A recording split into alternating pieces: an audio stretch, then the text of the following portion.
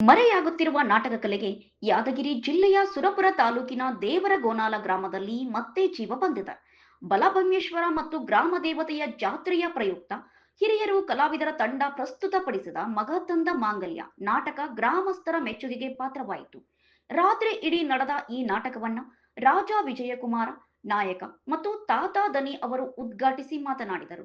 ಈ ಡಿಜಿಟಲ್ ಯುಗದಲ್ಲಿ ನಾಟಕಗಳೆಲ್ಲ ಮಾಯವಾಗುತ್ತಿವೆ, ಆದರೆ ದೇವರ ಗೋನಾಲದಲ್ಲಿ ಇಂದಿಗೂ ಅನೇಕ ಹಿರಿಯ ಕಲಾವಿದರು ನಾಟಕ ಸಂಸ್ಕೃತಿಯನ್ನ ಜೀವಂತವಾಗಿ ಇಟ್ಟಿರುವುದು ನಿಜಕ್ಕೂ ಖುಷಿಯ ವಿಷಯ ಅಂತ ಹೇಳಿದರು.